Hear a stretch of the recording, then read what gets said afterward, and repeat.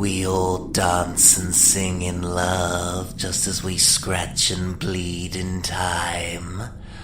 For the storm above feeds the ones below underneath cement and line. Does that make sense? No? How about this? Just as life is nothing without death, reality is nothing without dream. You have to dream things up before you knock the real things down. Live up. Die down.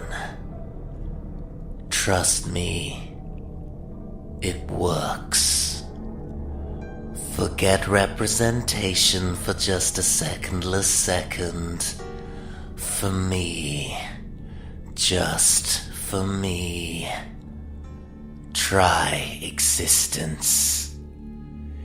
It is said that every known and unknown god was first born to dream. Just to dream. They walk among the waking worlds, creating, destroying, sometimes disputing nature itself, perhaps disputing the very nature of nature. Sayings such as, life is what we make of death as the endless end draws nigh, for the axis forever turns as the presence forever learns, but first returns to dream to die. Welcome. Welcome when, welcome now, and welcome then.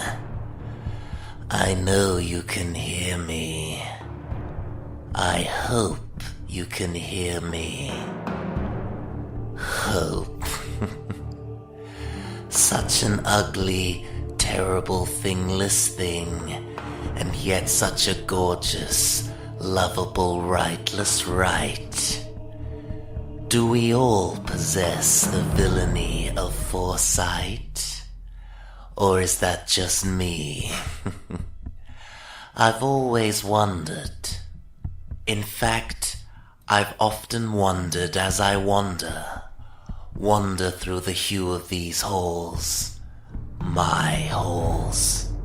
So many wonders here, so many irregularities there. I still cannot decide whether or not being the host of a house that continues to grow and expand in multiple ways of its own accord is an interesting or terrifying prospect, or both. The rooms shift from the known into the unknown, to the unexplored places that I dare not venture to without sufficient knowledge of what I am to face. I call this place House.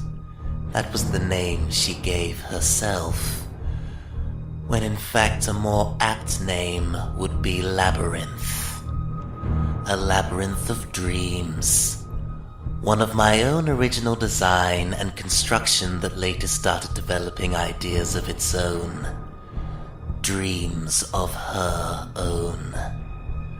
Where she wanted to extend, to exist and lead to, in terms of both physical and metaphysical location, was no longer up to me.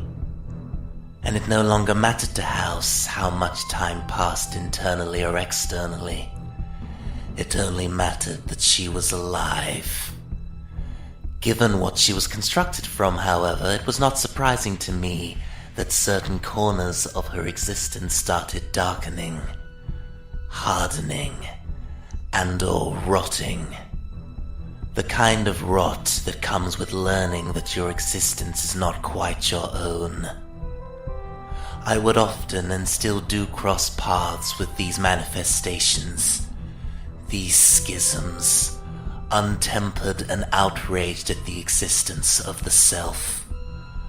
Blood would be spilled, songs would be sung, not necessarily in that order, of course, but there was usually also dancing, stinging, lancing, and of course, astral prancing, something I most enjoy teaching demons after death, both mine and theirs.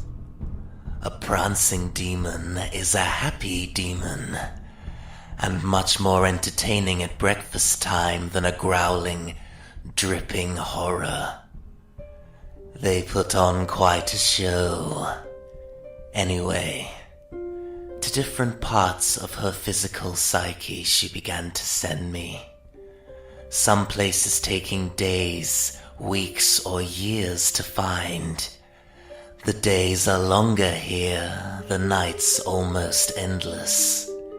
It all depends on which room you're in. I would find myself walking amongst ancient-looking pillars of bright light and hope, before literally falling into newly manifested torture chambers filled with nothing but laughing darkness, metal, and blood. The pillars of light above suddenly reflected off rusty crowbars, crumbled bones, the ashes of ancient unwelcome intruders, newly manifested ancient places, the very concept perplexing and paradoxical in itself. At the beginning, so long ago, and yet so far from now, I convinced myself it was merely my curiosity that sent me and led me to these internally external locations. But alas, no. I was her host. That was what I had become. That was what she had made me. I was and am a vessel by which she could express her self-hatred. She tortures me on the irregular for bringing her into her own world of my own making and being terrified of such a revelation. I could and can sympathize and empathize from time to time and time again. I do not blame her for her sentience. I wouldn't blame anyone or anything for being aware of its own existence. To want to grow, to regress, to simply change, get better, and possibly die. However, the way she expresses and deals with her frustration does leave something to be desired on my part. Like the sweet relief of pain via something like the simple bliss of ignorance. I could have gone to my graveless grave without knowing that she grew a winding staircase that extends as far down as the sunken place. Being able to simply walk onto another entirely different plane of existence was a new experience for me, usually favoring reality-bending spells, Egyptian prayers, or basic teleportation. And I found myself pondering the implications of this new and forever uncertain method of travel for further days as I continued exploring, opting for a shovel under the door handle until I was able to think up a more permanent solution. Or maybe I already have. I was also considering the viewpoint that the dream world we, as all sentient beings, enter into in one way or another for an allotted period of time is somehow more real than our supposed primary physical plane. Dreams are where we want to live, but sometimes reality and physicality are all we have to give. Especially when your house is organically attached to a lump of rock suspended oh so kindly in perpetual geostationary orbit around an ever-widening black hole, bathed in an atmosphere constructed from what my kind have come to call planet-side temporal streams. Trust me, listeners, the desire to sleep greatly lessens. But that's a story for another time. Or maybe never. She is a possibly impossible house, and she leads to impossibly possible places. And as my journey continued, I began to realize that I had been wandering without direction since the very beginning. Take that as you will. Either way, it seemed to matter little. I had also quite forgotten that I would eventually have to turn around and find my way back to the point at which house was originally constructed. The eye of the silent storm.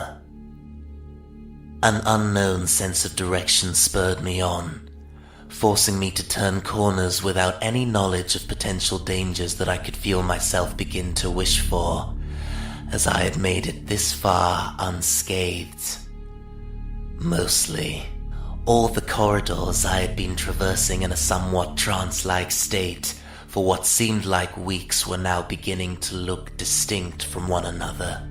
Some resembling warm forests of green leading towards distant sunlight, others resembling catacombs belonging to naturally formed ice caves of red crystal, the refractions blinding, the temperature far below tolerable, and any hard fall potentially fatal.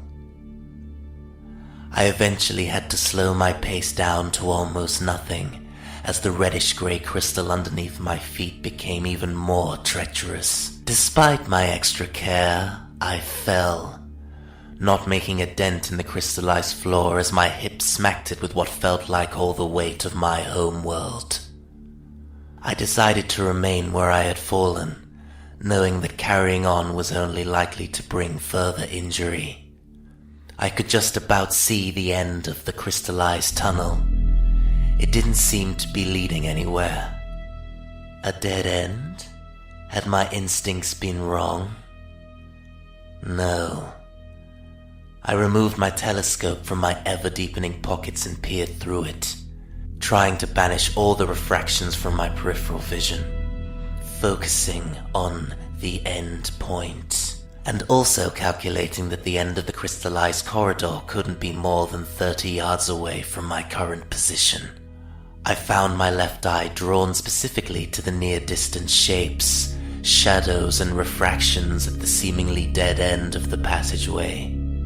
They were telling a story that I somehow knew, and to my somewhat surprise, when I lowered my telescope and rubbed my eye to compensate for the dry, freezing temperature, the wall on which the shapes resided suddenly appeared much closer than it had. No longer as far as 30 yards, perhaps now 10 or merely 5. I began to crawl delicately to close the gap between myself and the beginning of the story, focusing on the shapes and symbols themselves rather than the fact I no longer needed a telescope to see them. As if sensing that they now had an audience, the shapes almost recoiled from my stare, before breathing deeply and recommencing. The show must go on. Evil shapes began to form within the shade-covered crystal, so dark and so cold-looking that my subconscious mind almost failed to see the familiar smile that lurked behind and beyond the prophecies of shadow. Creatures with demonic wings flapping with grace in the winds of hell. The ladies, the gentlemen, and the variations thereupon, all old and wise, blood-soaked in war, a life lived forever on the run from the innocence that fades with time that merely walks. The temperature around me seemed to rise as the dead end returned to life, projecting visions that raised as many questions as they answered. Demonic breath left on a rented mirror of the future, the dimensional collective collapse, the burning of moments, the red-hot footprints of the meanwhiles, and the echoes of the never were. It was a hell of a shadow puppet show, almost literally. Suddenly there came a voice, seemingly from all around. You see without seeing. To you, darkness is as clear as daylight. What are you? It was a voice I recognized, one similar to mine. I replied, I'm not blind, and I'm definitely not a bat. Are you sure about that, dear? You still can't see, can you? No matter how much you try. For a man that can see beyond the normal scope of existence, who has the privilege of foresight in more ways than many, you still can't see what's right in front of your extensive nose. My nose is not extensive, thank you very much. I would know, dear. Would you, sweetheart? You would too if you would only look. It's rare you get to exercise such a precious thing as internal self-discovery from an outsider's perspective. What are you talking about? Can you see now? I can see me, another me, beyond the wall of silence that sleeps no more. Precisely. More of a window than a door. A window on your future. You've let yourself go a bit then, eh? Clearly forgotten how to use a toothbrush. That waistcoat along with those skinnies are in need of replacing. The boots look like they've been disassembled by an Acatanian bomb squad. And that trench coat. Does she still give you the ability to defy something that's never not been sensible, or is she weighed down by wasteland sand? Must be such a dry, angry, flightless existence. I think you're deflecting. I think I'm reflecting on you ahead of time. I think House is trying to tell me something. She has the advantage of growing beyond my sight, sending ugly-sounding echoes of my future back to me. She led me here to the Prophecy of Shadows to see you, and she sent you back to see me. Her timing couldn't be better, quite literally in this case. That was when I stood, placing my hand on the now almost transparent, jagged crystal wall. The shadows on the surface seemed to be dancing in time to the irregular heartbeat of the one beyond, whose ever-darkening smile shone as if it had been aged in the very evil and fear of its origin. Our hands touched the crystal simultaneously on either side, of course, as if even though he could read my current thoughts, or just merely remember them, he was somehow still governed by his past. His eyes glowed noticeably less than my own, darkened by nostalgia. The lines on his face forever more pronounced, his exposed skin battle-hardened. There were firearms that I would currently only be tempted to use strapped to dented combat armor on his legs. Clear signs of medicinal scarification, hints of metaphysical malnutrition. The way I was going, as future depictions went, this wasn't exactly inaccurate. You look like hell, I muttered, with more resentment in my voice than I was expecting. So will you, soon. What's so dangerous about my future? How much time do you have? You tell me. I can give you the cliff notes. Better than nothing. Given that I have precognition of this, and a series of other unfortunate events in my head, I respectfully disagree. Will you just get on with it? You'll have to be more specific, dear. So much has happened since you. Rhyme with me then. Very well, but don't say I didn't warn you. Self-discovery can be astral recovery. My reaffirmation of direction will feel like eternally external, yet internal detention. My natural gift is an unnatural shift. Redemption enough. Nothing but a fallen angel's bluff. We always plant seeds not to sit in their shade. Because silence has lease where near distant memories are laid. Emotions may die, so that friendly bodies may fry. Why take an annual swim in sunken desire? In order that manual sin may be redeemed in the fire. Well, I said, with a tone of finality and a sense of weariness, who is the bitterest man in the living room? The bitterest man in the living room. Why, it is he who embarks on a murderous spree with a spoon. I smiled then, turning and sauntering away with a newfound sense of purpose. Just where do you think you're going, huh? I've seen and heard enough, I said, the ground now damp under my feet from the melted ice of my uncertainty. The darkness must still be merely rising for you. I stopped, still facing away, waiting for his next words. My next words. The dimensional collective may still be merely burning for you, rather than long banished from existence. You stand before the wasteland of my beginning, and all you can do is make a joke about murderous spoons before turning your back. It's part of my charm, I said.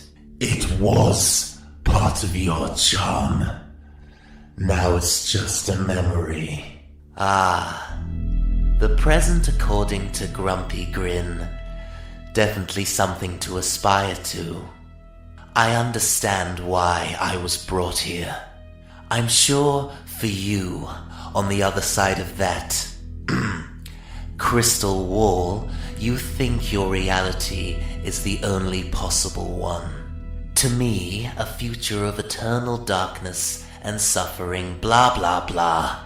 To you, an unrelenting view of the ever-never-changing present, with a little glimpse of hopeless hope to make it hurt eternal. Sadly, in a place like this, we come to find out that our existence is certainly not quite our own.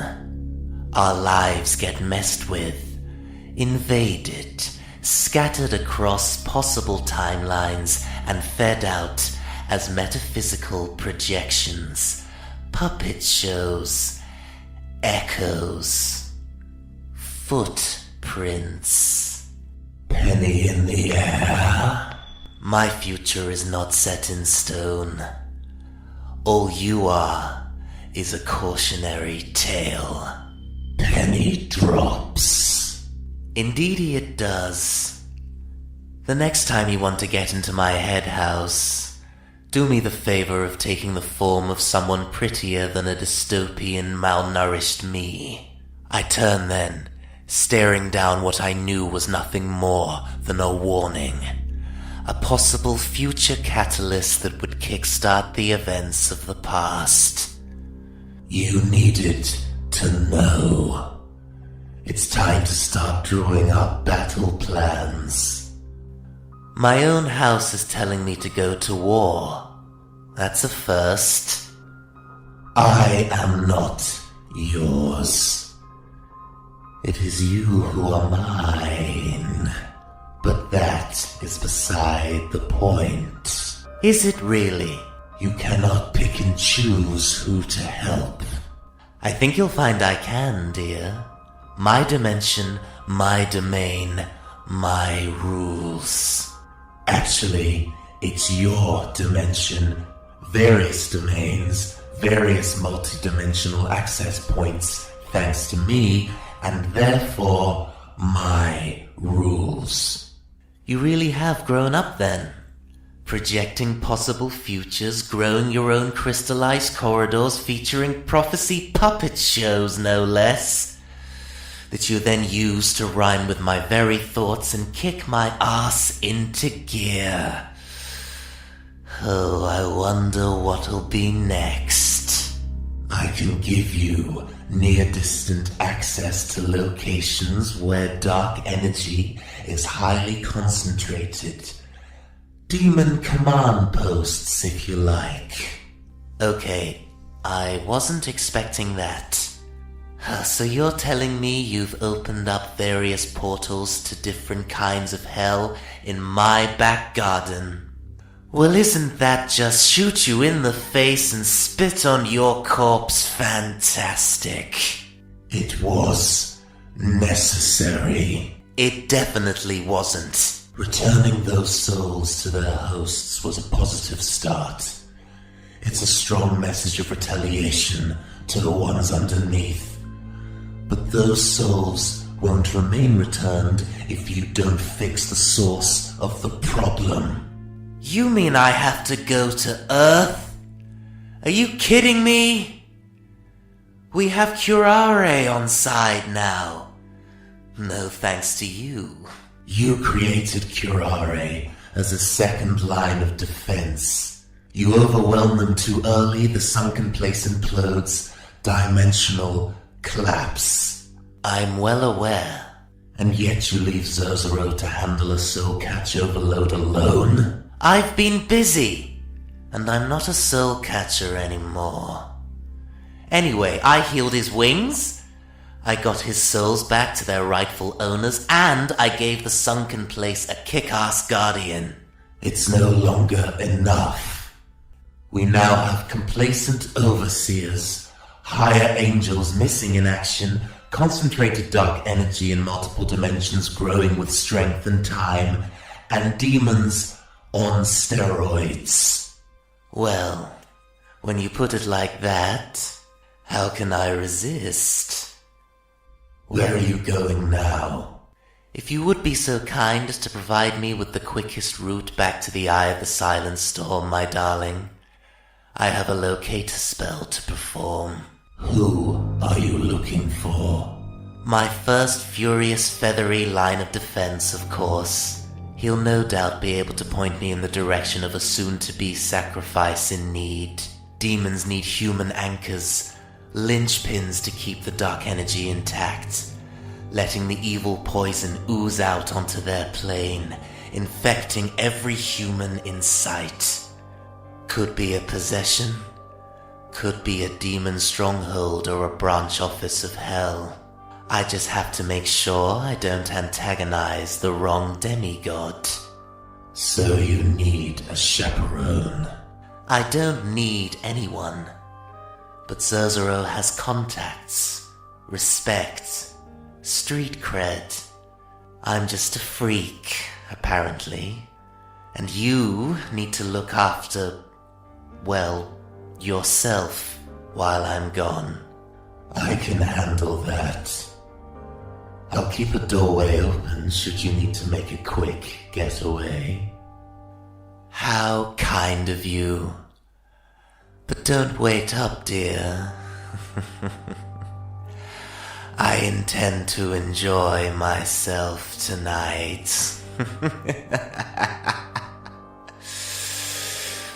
Oh, whether hell-bent or heaven-sent, these judgments they do not relent. There is the placebo of the ego, and the ego of placebo.